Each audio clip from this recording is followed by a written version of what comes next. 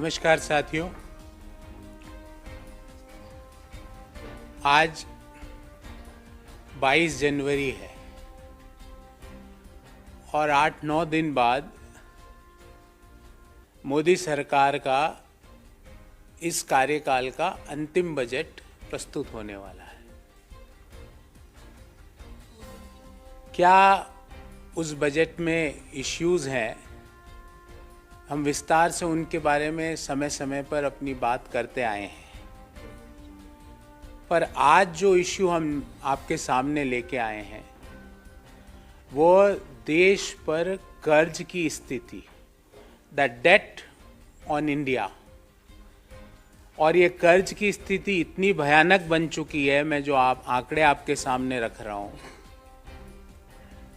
कि आपको जान के ताज्जुब होगा कि हम में से बैठा हुआ प्रत्येक व्यक्ति, हमारे ऊपर 1,09,000 रुपये का कर्ज है, जो हमने नहीं लिया है। आपने नहीं लिया 1,09,000 का। हमारे बिहाफ पर भारत सरकार ने हमारे ऊपर 1,09,000 रुपये का कर्ज चढ़ाया हुआ है प्रति हिंदुस्तानी पर। पहले कितना था, कितना 9 साल में बढ़ा है, सारे का आंकड़ा लेके आया हूं।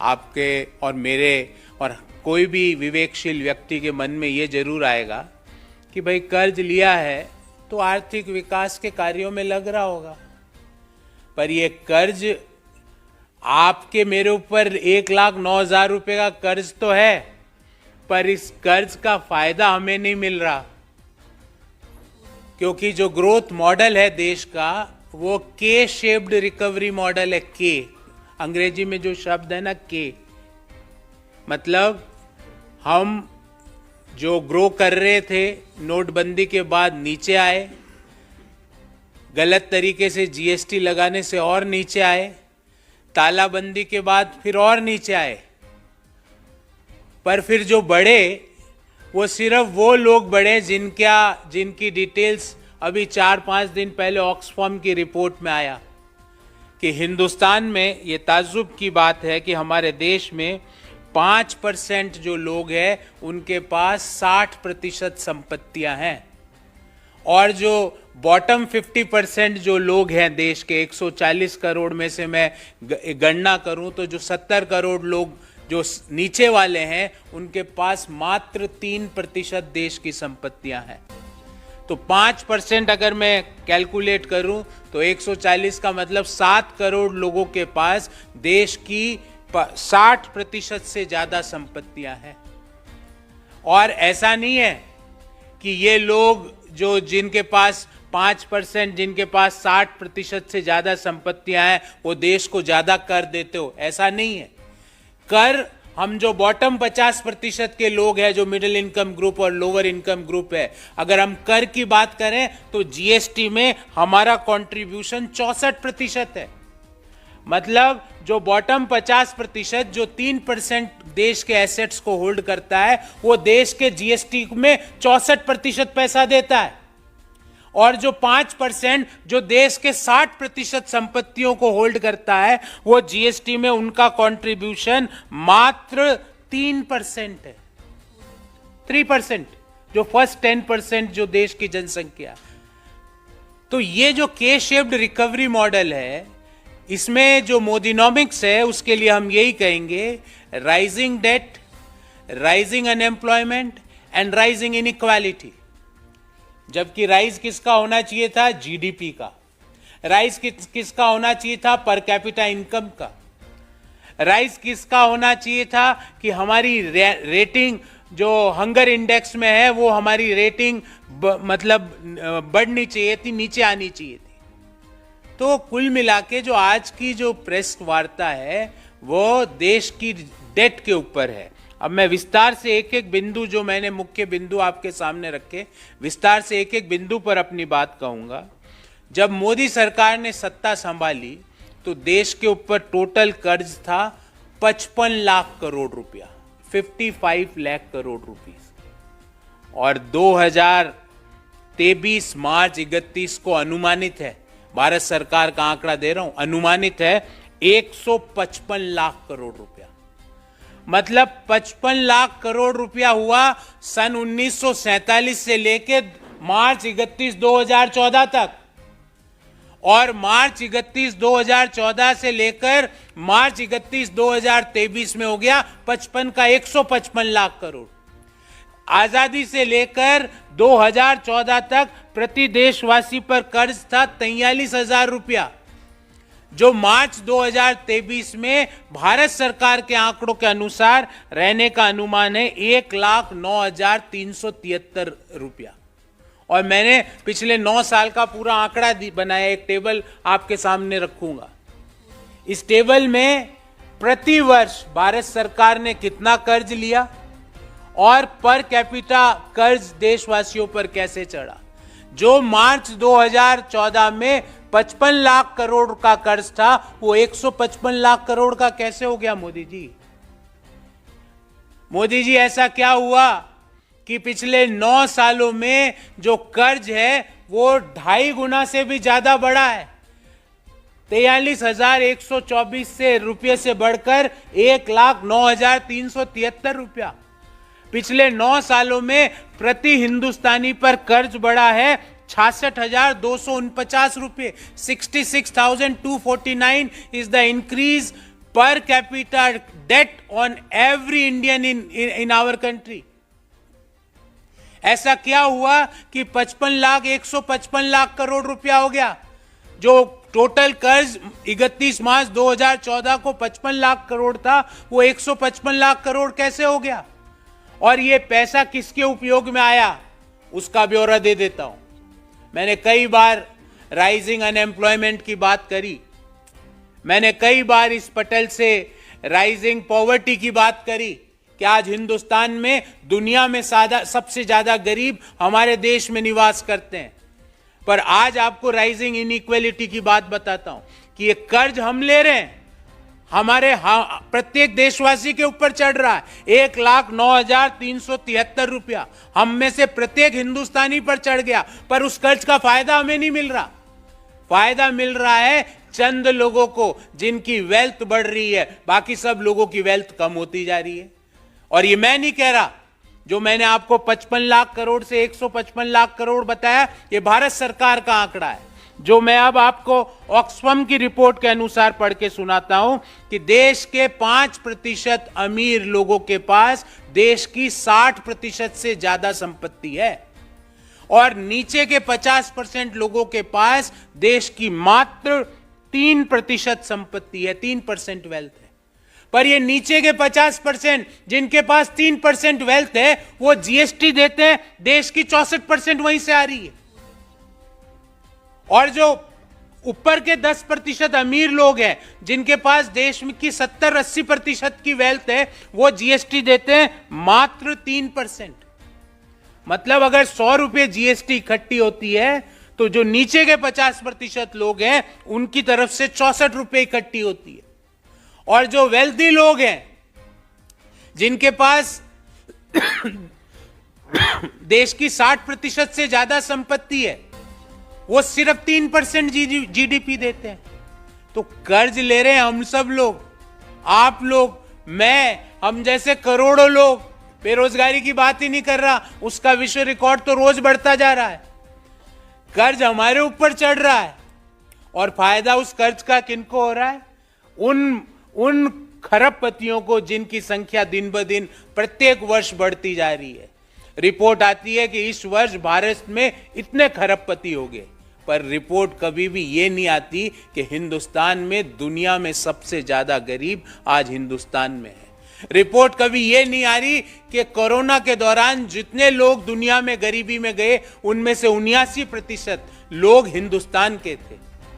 तो ये के शेप्ड जो मॉडल है, जिसने high debt, high unemployment, high inflation and high inequality, जबकि हाई क्या होना चाहिए था? High per capita income, high GDP, high rankings on the global platforms, वो हाई होना चाहिए था। वहां पे हम रोज नीचे गिर रहे हैं, और हमने बढ़ा किसको रहे हैं? प्रति व्यक्ति कर्ज को, जो पिछले 9 साल में 2.5 गुना से ज्यादा बढ़ गया। और अगर हम कुल कर्ज की बात देखें, तो कुल कर्ज देश के ऊपर 3.25 गुना ज्यादा बढ़ गया। अब आप कहेंगे साहब कर्ज तो कोई भी देश पर बढ़ सकता है, इसमें क्या है? उसका भी अध्ययन करके आपके सामने लाया हूं कि अगर हम हमारा कंपैरिजन हम जैसे एमर्जिंग इकोनॉमीज से करें, हमारा जीडीपी के अनुपात में हमारा कर्ज है 83%, 83% debt as a percentage of GDP. और दुनिया की एमर्जिंग इकोनॉमीज, क्योंकि भारत एक एमर्जिंग इकोनॉमी है, जो आईएमएफ का आंकड़ा है उनका प्रतिशत एवरेज आता है 64%। तो मोदी जी ये 20% ज्यादा कर्ज क्यों ले रहे हो आप जीडीपी के? जो दूसरे देशों को उसकी जरूरत क्यों नहीं पड़ रही जो आपको पड़ रही है? और इस कर्ज जो हर व्यक्ति के ऊपर जो आपने 1,09,373 रुपए का कर्ज चढ़ाया, उसका फायदा उन व्यक्तियों को क्यों नहीं मिल रहा है? उसका फायदा सिर्फ खरबपतियों को क्यों मिल रहा है? देश में इनइक्वलिटी को क्यों ये कर्ज बढ़ा रहा है? तो इस बाबत हमारे 3 सवाल है कि देश में जो प्रति व्यक्ति कर्ज 43,124 रुपये था 2014 में, वो 2023 में 1,09,373 रुपये, मतलब 9 साल में 2.53 टाइम्स क्यों बढ़ा? पहला सवाल। दूसरा कि आजादी से लेकर 2014 तक 55 लाख करोड़ कुल कर्ज, और 2014 से 2023 तक 155 लाख करोड़ कुल कर्ज, मतलब 3.25 गुना से ज्यादा की बढ़ोतरी क्यों हुई मोदी जी?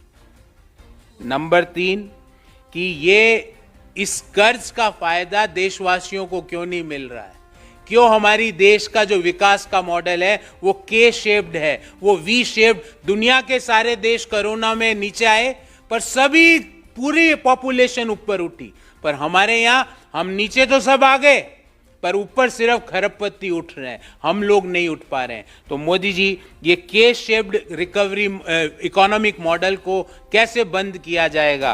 क्योंकि 50% पॉपुलेशन जो कि मात्र 3% वेल्थ को ओन करती है, पर जीएसटी देश का 64% वो देती है, ऐसा क्यों?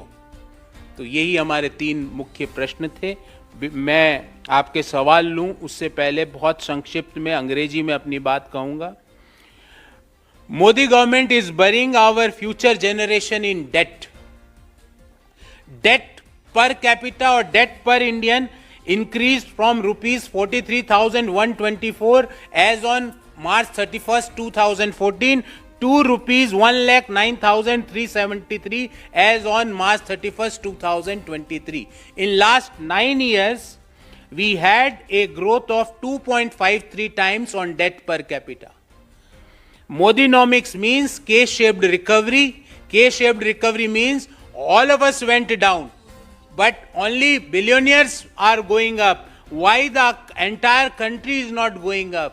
So K-shaped recovery is the mool mantra of Modinomics, which means rising debt, rising unemployment, and rising inequality. The total outstanding debt of Government of India as on March 31st, 2014 was 55.87 lakh crore. In last 9 years, that had been increased from 55 to 155 lakh crore rupees. Means a jump of more than 2.75 times. And per capita debt jump was more than 2.53 times. So as per IMF, our debt to GDP was 83% in 2022. But emerging market and all developed economies average was 64.5%. Why, Modi ji, we have to survive only on debt? What is the reason? And why the entire population is not having the benefit of this consistent increase in the debt? As per Oxfam report, the wealthiest 5% in our country own more than 60% of the country's wealth, while the bottom half together share just 3% of the wealth. On the other side, 64% of the GST came from the bottom 50% population, and only 3% of the total GST collection comes from the top 10% of the people of our country.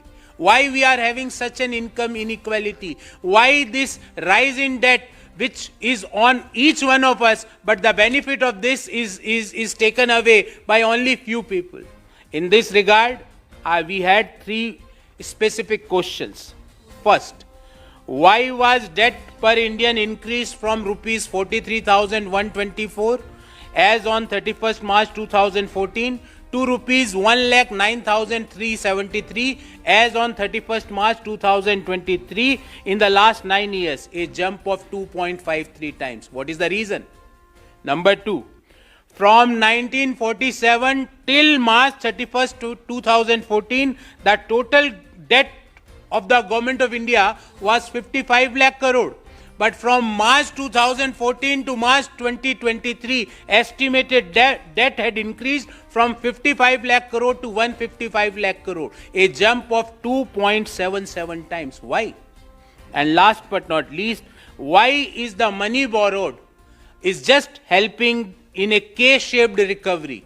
Means कर्ज भी ले रहे हैं और फायदा हमको नहीं है. हमारे ऊपर 1,09,000 का कर्ज भी चढ़ गया पर फायदा हमको नहीं है. जीएसटी भी हम दे रहे हैं, 64% जीएसटी भी हम ही दे रहे हैं पर फायदा हमको नहीं है. Why we are having K-shaped recovery model with 50% population owning only 3% of the country's wealth is paying 64% of the total GST collection. Why? We want answers from Modi ji on all these three questions. So before I start or open the forum for Q&A, we will entertain first of all specific questions on the subject and thereafter we can take any other matter.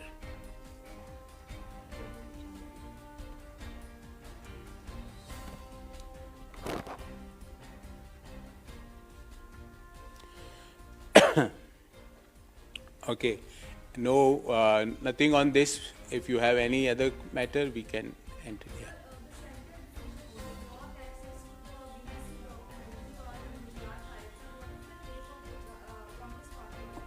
There is a scheme by Government of India called as Block in India. Like Make in India, Startup India. So they had a scheme which calls Block in India. So government doesn't want to see a difficult questions for them. This BBC, if this BBC headquarters were in Delhi, by now the ED might be there on their doorsteps. अगर BBC का जहाँ ये documentary बनी उसका मुख्यालय हिंदुस्तान में कहीं होता तो ईडी, मान लो ईडी बिजी है तो सीबीआई बिजी है तो इनकम टैक्स बिजी है तो एसएफआईओ बिजी है तो डीआरआई बिजी है तो लोकल पुलिस भी मान लो बिजी है तो ट्रोल आर्मी. पर अनफॉर्चुनेटली फॉर मोदी गवर्नमेंट, आंखें बंद करने से सच्चाई नहीं छुप सकती. आप इन चीजों को बंद कर दोगे उससे सच्चाई छुप जाएगी क्या? We would like to remind Honorable Prime Minister of our country that आपको वाजपेयी जी ने क्या कहा था मोदी जी? ऐसे ही प्रेस वार्ता थी, आपके right hand side, Vajpayee ji के राइट हैंड साइड में आप बैठे हुए थे. उन्होंने कहा राजधर्म निभाओ राजधर्म. कौन से राजधर्म के लिए बोला? वही राजधर्म वो बीबीसी की डॉक्यूमेंट्री दिखा रही है जो आपने नहीं निभाया था, जो आपको भारत के प्रधानमंत्री उस समय के उन्होंने चेताया था, जिनको आप रोज भुलाने का, उनकी नीतियों को, उनके व्यक्तित्व को छोटा करने का प्रयास करते हो. उन्होंने आपको कहा था, वो आप ही के पार्टी के थे, कि राजधर्म निभाओ. और ब्लॉक इन इंडिया से आपको क्या लगता है सच्चाई छुप जाएगी? सच्चाई नहीं छुपेगी. ये इस तरह के हथकंडे, इस तरह का एक्शन, ये लोगों में विश्वास दिलाता है कि वो जो दिखा रहे हैं वो सही है. वरना आपको ये करने की कहां जरूरत पड़ी थी? थोड़े दिन बाद हो सकता है कि और भी इस तरह का, और हमने पूर्व में भी देखा कि इस तरह के काम मोदी सरकार ने किए हैं.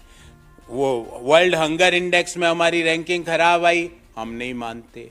प्रेस फ्रीडम इंडेक्स में हमारी रैंकिंग खराब आई, हम नहीं मानते. दुनिया में सबसे ज्यादा गरीब हमारे देश में है, यूएनडीपी और ऑक्सफोर्ड यूनिवर्सिटी की रिपोर्ट के अनुसार, हम नहीं मानते. कोई भी आप सवाल पूछ लो, हम नहीं मानते. आपके मानने से सवाल खत्म नहीं होगा, सवाल तो एज इट इज वहीं पर है। तो इस स्कीम्स को, इस चीज को आपने ब्लॉक करके प्रूव कर दिया कि जो वो बोल रहे हैं वो सही है, उसमें सत्यता है। ये आपका एक्शन इसको दिखा रहा, आपके मन में घबराहट है। अगर आपके मन में सच्चाई होती तो आप इस तरह का रिएक्शन नहीं करते। जी,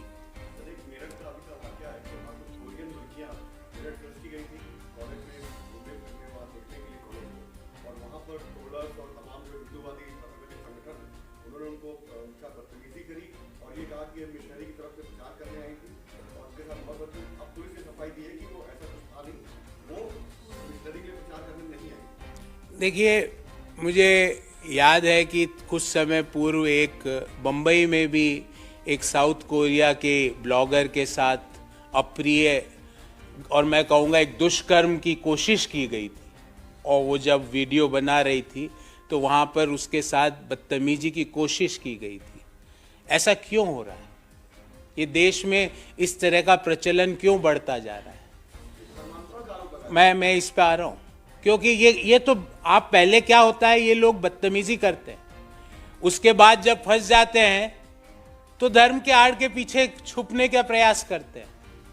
ये एक मोडस ऑपरेंडी बन गई है देश में।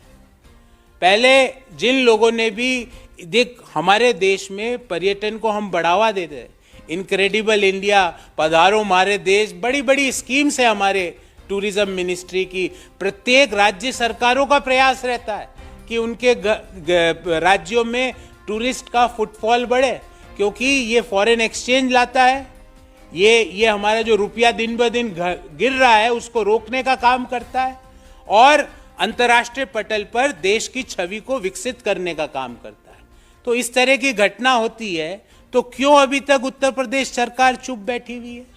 क्यों कोई बात, अभी मान लो और कोई छोटी सी भी घटना हो जाती तो उत्तर प्रदेश के मुख्यमंत्री का ट्वीट आ जाता। क्यों उत्तर प्रदेश के मुख्यमंत्री और गृह मंत्री खामोश बैठे हैं जब विदेशी पर्यटक के साथ इस तरह की बदतमीजी हो रही है? और आप पहले बदतमीजी करके उनके साथ, मैं कहूंगा ये सॉफ्ट यौन दुष्कर्म का प्रयास है। इस तरह की बदतमीजी को भी आप दुष्कर्म के दायरे से बाहर नहीं निकाल सकते। ये फर्स्ट स्टेप है दुष्कर्म का, और सरकारें चुप बैठी हुई है। और सवाल पूछते ही उसमें धर्म का एंगल, सवाल पूछते ही इसमें कन्वर्जन का एंगल।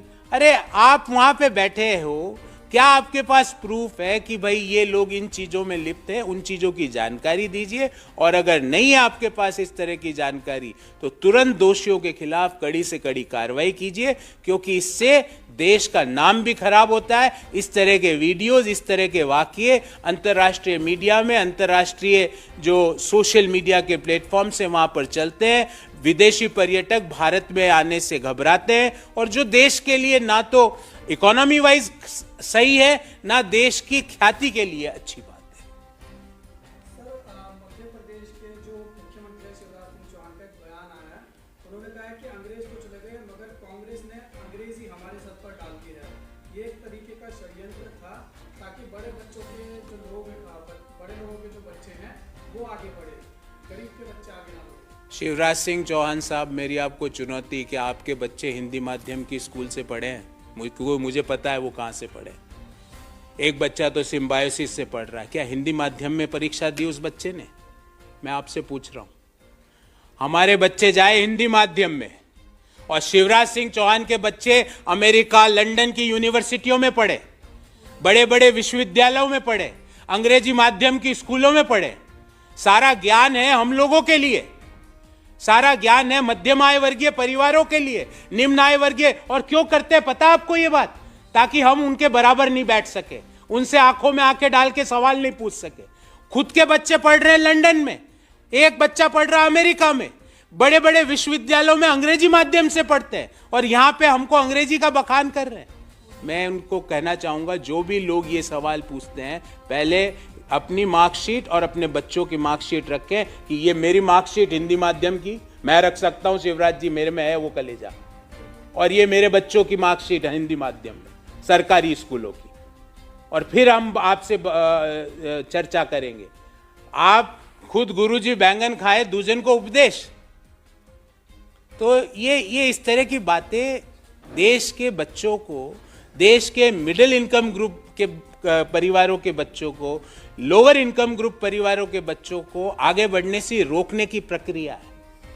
ये उनको आगे, क्योंकि जैसे ही वो अंग्रेजी माध्यम में पढ़ेंगे उनके पास पढ़ने का लिटरेचर ज्यादा होगा, जो ही वो पढ़ने का लिटरेचर ज्यादा होगा उनके पास अपॉर्चुनिटीज खुलेगी, अपॉर्चुनिटीज खुलेगी तो उनको पता लगेगा कि सही मुद्दा देश में बेरोजगारी का है। सही मुद्दा ये नहीं है कि कपड़ों के कलर देख के व्यक्तित्व का मैं विश्लेषण कर लूं। सही मुद्दा शमशान और कब्रिस्तान का कंपैरिजन नहीं है। सही मुद्दा स्कूल और कॉलेजों का कंपैरिजन का है। सही मुद्दा देश के यूनिवर्सिटी और अमेरिका की यूनिवर्सिटी के कंपैरिजन का है, शमशान और कब्रिस्तान के कंपैरिजन का नहीं है। तो पता लगेगा। तो ये इनकी एक मोडस ऑपरेंडी है। हिंदी माध्यम मैं हिंदी माध्यम से जीवन भर पढ़ा हूं, कोई गलत नहीं है। पर क्या हिंदी माध्यम के बच्चे हम अंग्रेजी नहीं पढ़े? क्यों नहीं पढ़े भाई? क्यों नहीं पढ़े? हम क्यों नहीं पढ़े? मैं ये पूछना चाहता हूं। हमारे लिए स्कोप ऑफ फ्यूचर ग्रोथ बढ़ता है अंग्रेजी माध्यम से, अंग्रेजी की किताब पढ़ने से। तो क्यों नहीं पढ़े हम? मैंने जीवन की सारी परीक्षाएं हिंदी में लिखी, तो इसका मतलब ये थोड़ी कि मैं अंग्रेजी से नफरत करूं, जो भी अंग्रेजी बोले उसको कहूं इसको कुछ नहीं आता। क्यों नहीं है? मैं तो सीखना चाहिए मुझे। और आपको जान के ताज्जुब होगा कि जो हमारी सर्विस इंडस्ट्री बूम की, जो लिबरलाइजेशन, प्राइवेटाइजेशन, ग्लोबलाइजेशन के बाद देश की जो मिडिल क्लास बूम की, डॉक्टर मनमोहन सिंह जी की नीतियों के बाद जो देश में एक नया वर्ग बना जिसको हम मिडिल इनकम ग्रुप कहते हैं, वो क्यों बना? क्योंकि हमारे पास इंग्लिश अंडरस्टैंडिंग और इंग्लिश स्पीकिंग पॉपुलेशन थी, जिसने उस सर्विस इंडस्ट्री को अपना मैन पावर सप्लाई करी और वो सर्विस इंडस्ट्री बूम करी।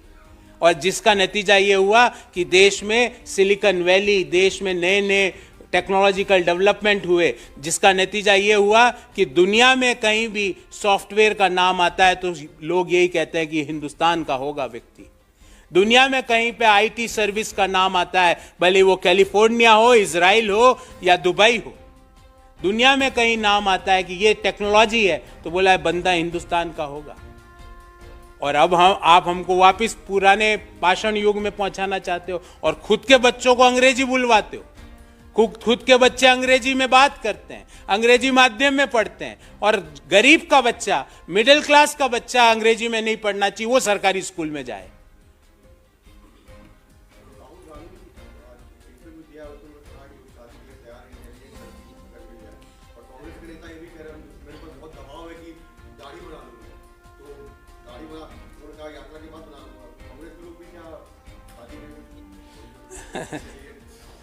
देखिए, ये मुझे लगता है उनका बड़ा निजी मसला है। एक व्यक्ति का एक अपना जीवन भी होता है, और मुझे लगता है कि मतलब बोरियत हो रही है। आप कभी तो उनसे पूछो कि राहुल जी ये सरकार रोजगार कैसे देगी? दाढ़ी पे ही बात हो रही है। मैं इस पे आ रहा हूं। इस यात्रा का प्रयोजन को समझिए। इस यात्रा के 3 ऑब्जेक्टिव्स है, 3 पॉइंट एजेंडा, अगर जो मेरी सिंपल अंडरस्टैंडिंग है। नंबर 1, जो सोशल फैब्रिक को डेंट पहुंचा है, उस डेंट को वापस बाहर निकालने के लिए। और डेंट किसने पहुंचाया? शीर्ष पे बैठे हुए व्यक्ति जब कपड़े देख के आदमी का व्यक्तित्व और चरित्र के बारे में भाषण देते हैं तो डेंट लगता है।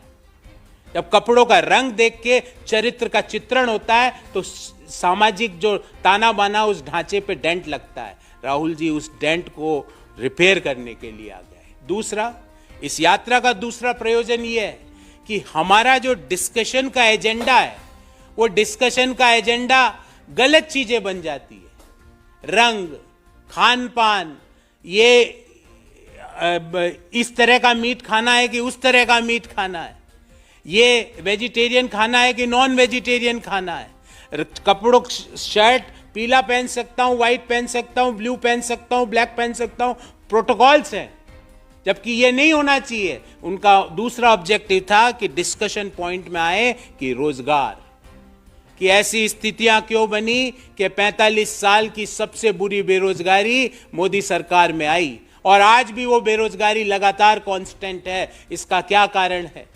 इसका क्या कारण है कि हमारे युवा आज रोजगार के लिए मारे मारे भटक रहे। This is point number 2। और एजेंडा नंबर 3 के मुख्य पटल के डिस्कशन में आए कि 411 रुपए का सिलेंडर 1100 रुपए में कैसे पहुंचा।